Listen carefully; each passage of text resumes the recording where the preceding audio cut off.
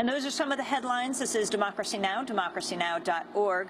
We're broadcasting from Cancun, Mexico, the UN Climate Summit. It's Climate Countdown.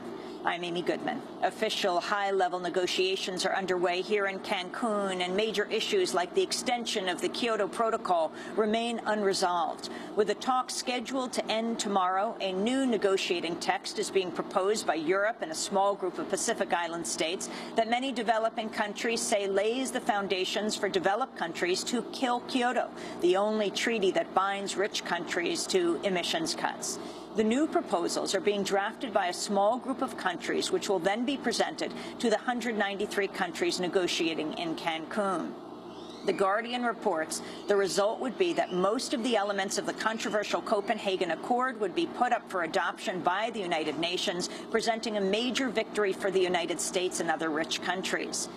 Secret diplomatic cables recently published by WikiLeaks reveal new details about how the United States manipulated last year's climate talks in Copenhagen. Ecuador was one of the nations the U.S. cut funding to after it refused to sign on to the accord. Well, the president of Ecuador, Rafael Correa, is one of the few world leaders to attend this year's climate talks. He spoke at the main plenary yesterday and held a news conference afterwards. I had a chance to question Ecuadorian President Rafael Correa. Hello, Mr. President. I'm Amy Goodman from Democracy Now! NewsHour.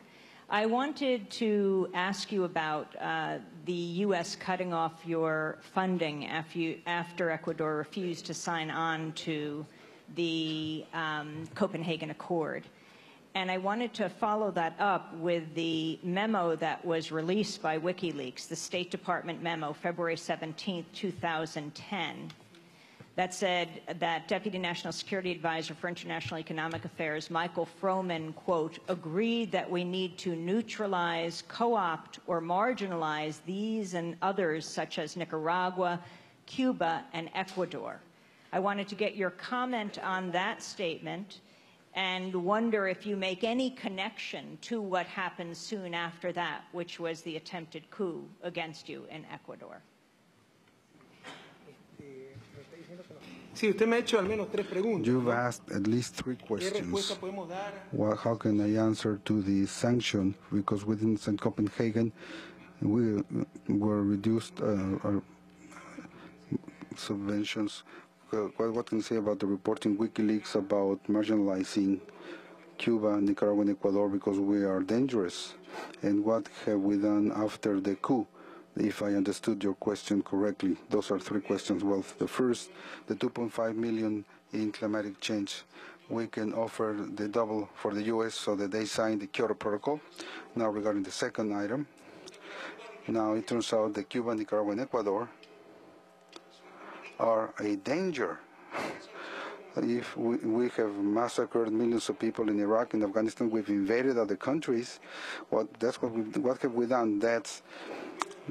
I don't believe that Barack Obama, I believe he's a good person, but unfortunately the Secretary of State Hillary Clinton, the Imperial Foreign Affairs have their own tendency. There's a extreme right group that even though the formal power changes hands, the actual power remains within those extreme right groups, huge representatives of huge corporations or fundamental religious groups, and who see ghosts where there are none ghosts, and they know that there are no ghosts, but they want to create those ghosts in order to justify their brutality and desire for hegemony. The thing is that we are not afraid of them, and we are not interested in what they're doing. If they want to be convinced that Cuba, Nicaragua, and Ecuador are a danger for the world, well... Do you think there was a connection between the State Department cable that said marginalize Ecuador and then the coup that happened? I honestly believe that neither President Obama's government or the State Department had an intervention in the coup attempt on September 30th. If U.S. agencies that have their own agendas, for example, our intelligence services, our police, and the armed forces, the elite units depended from the U.S. Embassy and the CIA. They paid them. They appointed the directors. So we eliminated all of them when we came to government. But there are still some of them who were making double salaries, and they made more money from the U.S. Embassy than from the Ecuadorians that paid them. So they have the situation, and it's clear we can say that extreme right groups participated from the U.S.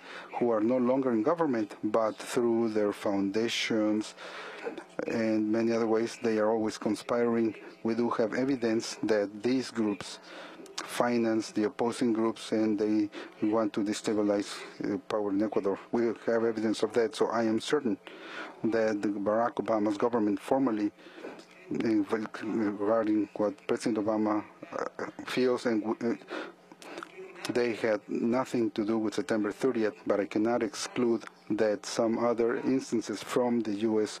state who act on their own inertia, on their own agendas, and extreme right groups did have something to do on September 30th, and we have evidence with account numbers is how they finance opposing groups and destabilizing groups in Ecuador.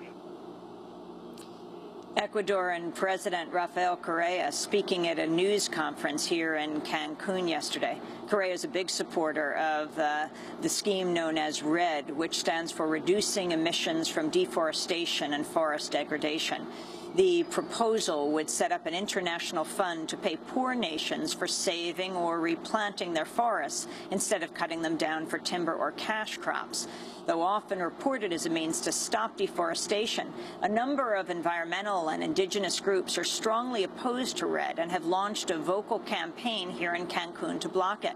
After the official news conference with Rafael Correa wrapped up, Democracy Now! Producer Sharif Abdel-Quddus caught up with Correa before he left and asked him about REDD.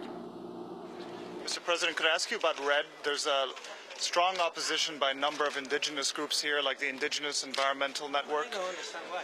Well, they think that this is a market. They think this is a market-based solution, and they think the corporations could control rainforests, and it's a market-based solution to a bigger problem. But the problem is they have something against the market. Well, I think the market could not control our life. We have to control the markets, but you can use the market. The market is an economic reality, you know, and you can use the market in order to achieve social goals like emission controls or emission reduction. Well, it is smart to use it, you know. So I don't understand why they are opposing this kind of initiative. In any case, Ecuador is supporting this initiative. What about protection of the indigenous in these areas around REDD? That's what they're so concerned about, among other issues. We can put this protection, but REDD mechanism is a good idea. It's a step forward, you know. Well, you know, the market is a reality. The point is to control the market and to take profits of it in order to achieve social goals, not to deny the market. That doesn't make sense. Do you trust corporations to do that? Not at all. But I trust our people, our nation, our states in order to control corporations. That was Ecuadorian President Rafael Correa speaking about REDD, which stands for Reducing Emissions from Deforestation and Forest Degradation. We're going to go to break, and when we come back, we'll be speaking with Ann Peterman, the Executive Director of the Global Justice Ecology Project, and hear from various people attending different meetings, from the carbon markets to others. Stay with us.